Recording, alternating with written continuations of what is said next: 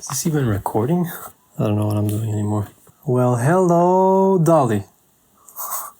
Welcome to episode number 7 of Don't Kill the Cat. Yeah.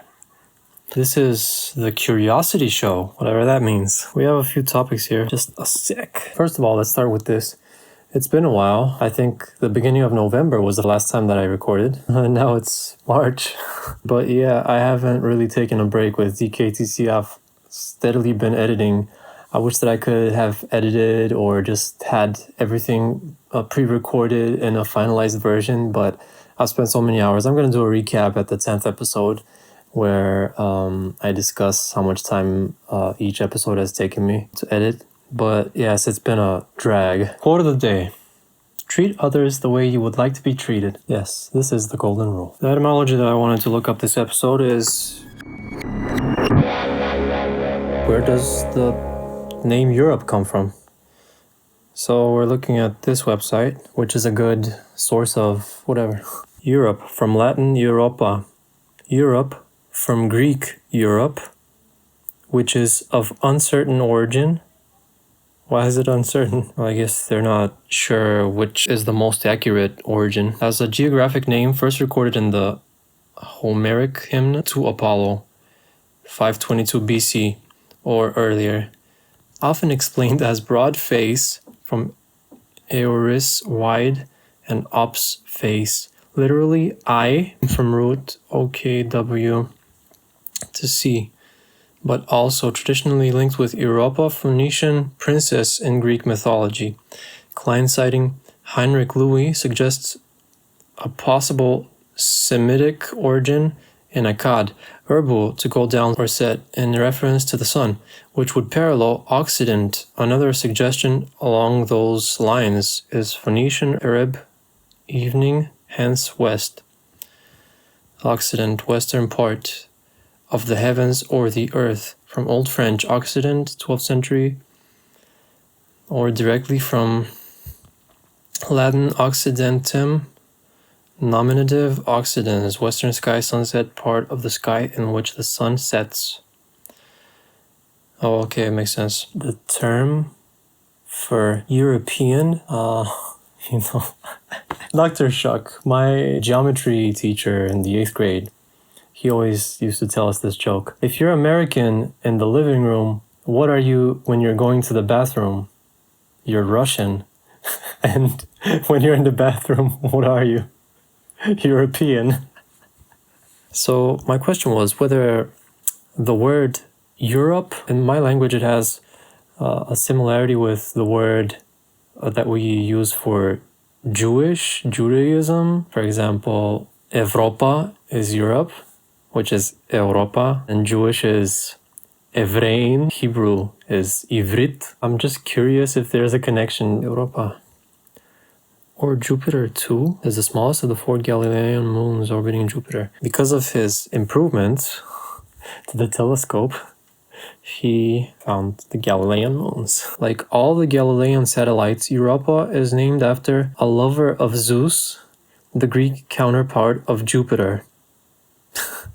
So they're just merging Roman and Greek mythology and astronomy, or at least the naming schemes. Anyway, Europe is a continent.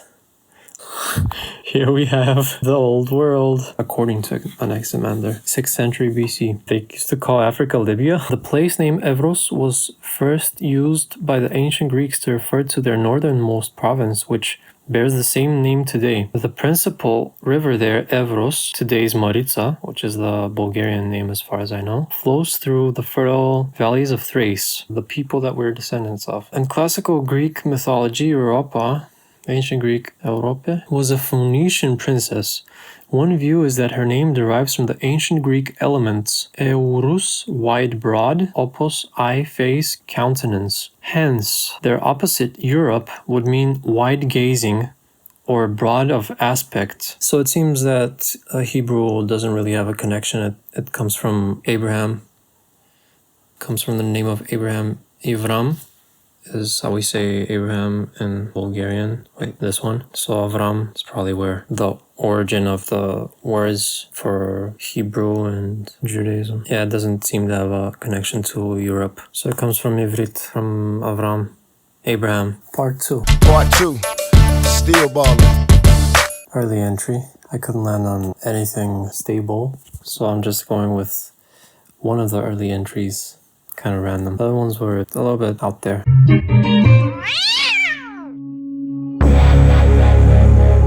Petroglyph, an image created by removing part of a rock surface by incising, picking, carving, or abrading as a form of rock art. Outside North America, scholars often use terms such as carving, engraving, other descriptions of the technique to refer to such images. Petroglyphs, estimated to be 20,000 years old, are classified as protected monuments and have been added to the tentative list of UNESCO's World Heritage Sites.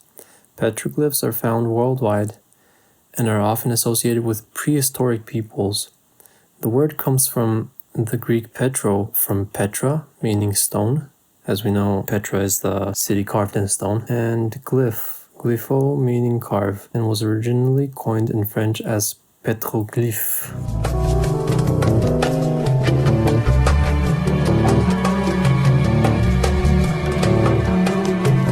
This is obviously one of the earliest forms of art and any method of recording human existence, so to say. This is the different epochs of our existence. In scholarly texts, a petroglyph is a rock engraving, whereas a petrograph or pictograph is a rock painting. In common usage, the words are sometimes used interchangeably, which is what I had recorded. A pictoglyph, I think, is a mixture of both of the words that I had listed to look up. Both types of image belong to the wider and more general category of rock art or parietal art. Petroforms or patterns and shapes made by many large rocks and boulders over the ground are also quite different. Inuksut are not petroglyphs, but human-made rock forms found in Arctic regions.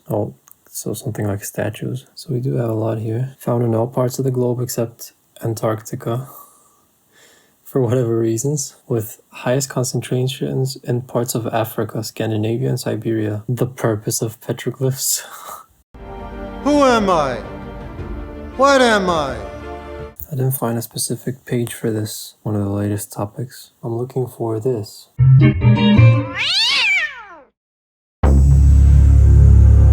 Used when handling birds, for the bird to land on your arm, but since their claws are really sharp, I guess, you need to wear a protective gauntlet, apparently. It's just for protection, I guess. There it is. Falconry is the hunting of wild animals in their natural state and habitat by means of trained bird of prey. Small animals are hunted. Squirrels and rabbits often fall prey to these birds. Two traditional terms are used to describe a person involved in falconry. A falconer flies a falcon, and an ostringer, Old French origin, keeps goshawk, and uses accipiters for hunting. Accipiter, some buetos and similar. Okay, so birds similar to hawks. Raptors, or an eagle, aquila, or similar. Also, these might be, I was going to say brands. Breeds of birds. In modern falconry, a red-tailed hawk, Bueto jamaicensis, Harris's hawk, Parabueto unicinctus, and peregrine falcon, Falco peregrinus, are some of the more commonly used birds of prey. Falconry is also an icon of Arabian culture. Okay. The sacred falcon used by Arabs for falconry is called by Arabs hur, i.e. free bird, where it is used in falconry since very ancient times in the Arabic Peninsula. Sacred falcons are the national bird of the UAE, Saudi Arabia, Qatar, Oman, and Yemen, and have been integral to Arab heritage and culture over 9,000 years. They are the national emblem of many Arabic countries. I had no idea they were rooted within the Arabian world. Owls as well. Let's take a look at what we were initially directed towards. Gauntlets, or gloves, are used by the falconer to turn the arm into a subtle perching surface. Perching is the bird landing on your hand. Falconry gloves may only cover the fist and wrist, while gauntlets for larger species extend to the elbow. An eagle glove may cover the entire arm and a portion of the chest, or it may be a heavy sheath worn over a standard hawking glove. The glove will have to be replaced with wear, especially if it's leather. If it's like the army gauntlets made out of metallic chains, like the chainmail thing, yeah, he's eating a bird. And then you get it to hop to the fist. And then eventually to fly to the fist on a leash. And then eventually you have them free fly to the fist, where you have food on your fist. And then from there, depending on the species and the type of hunting, it's going to branch out. Maybe you're walking around with them and you want them to hunt like a goshawk. Or maybe you want them to follow along tree to tree and you flush prey towards them. Or if it's a falcon, in most cases, you're teaching the falcon to circle way up above, and then you or your dogs flush up prey and they dive down and catch it. So the following random topic has to do with tempering the body. But apparently it's not really a popular thing that people do. I mean, in this sense, like in the general sense. This is the Bulgarian term. It has the form here which refers to the self, meaning I'm tempering myself. It's like the reciprocal form.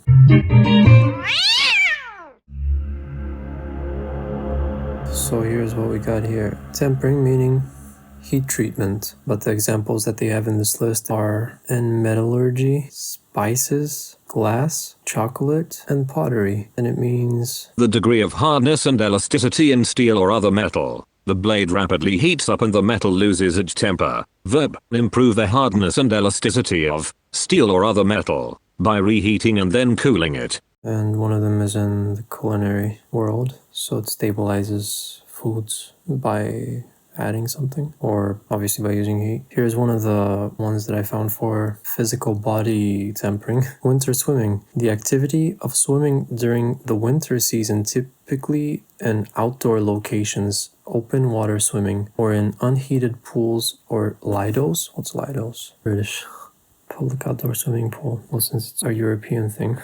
In colder countries, it may be synonymous with ice swimming when the water is frozen over. This requires either breaking the ice or entering where a spring prevents the formation of ice. It may also be simulated by a pool of water at 0 degrees Celsius. The Nordic countries of Europe, as well as Eastern Europe, Ukraine, Russia, Baltic countries, winter swimming is a traditional cultural element and a part of religious celebrations like Epiphany in Eastern Orthodoxy. We have that here. Competitions for winter swimming also exist. So here's Epiphany, and here is where the priest throws a cross into the cold water, and usually by cultural tradition, young men are supposed to jump after it and fetch the cross for health, swim in the cold waters for health. Yeah, and here they dance in the cold water as well. All for health. St. Jordan's Day. Obviously you have to be careful not to get sick if you spend too much time in the water. Hypothermia after 30 minutes. Shock, neuromuscular cooling, tachycardia, gasp reflex, arrhythmia, homeostasis, unconsciousness. You stay in the water for too long. I don't know what the difference in degrees has to be of the body temperature for the speed of these effects is obviously escalated or slowed based on the difference. But anyway, yeah, that's just one of the methods to temper the body is to immerse it in cold water. But the general one is just to go out in the cold, lightly dressed for short periods of time, periodically, to stimulate the immune system and boost the health effects. Tempering is the process by which something is made stronger, harder, and more durable. In the case of steel, it is the process of reheating and cooling it off that improves the hardness and elasticity of the metal. The same process can be used to forge a stronger, healthier, more resilient body. Tempering the body through cold exposure training. Tempering is the process by which something is made stronger, harder, and more durable. This is an ad for a book. Just as repeated exposure to the right amount of strength training, progressively increased through proper programming, builds muscle, increases energy endurance, and makes the body stronger overall, while completely overdoing it simply accelerates the breakdown of the system. Exposure to cold acts in a similar manner. Short-term cold exposure, incrementally increased over time, provides an assortment of benefits not found in any other form of training. This process of conditioning through the gradual continued exposure to stress within a controlled dynamic is known as stress inoculation. Since you're stressing the system, not only physically but also psychologically, physiologically as well, it induces a quick response to the shocks, and it stimulates, that's how I perceive it at least, it stimulates generation of beneficial factors. Here it's talking about water immersion as well, cold showers for short periods of time, no hot water. I read about a study, I think it was with rats or mice. Those who were kept in a colder environment as opposed to another group who was kept in a warmer environment tended to live slightly longer than those who were in the warmer environment. A slightly colder, as here it says no hot water, because heat usually assists in the breaking down of organic material. So as we know, that's why we use refrigerators, because it keeps the organic material, the food, in a condition that we can consume for a longer period of time. And we could attribute that to living beings as well, at least in a minor sense. The ice bucket challenge was, I guess it was a form of this, although very much more naive and childish. And yeah, the other publications are similar. I think there are races swim in cold waters. I think cold water also stimulates the arteries, stimulates blood flow. For example, immersing your feet.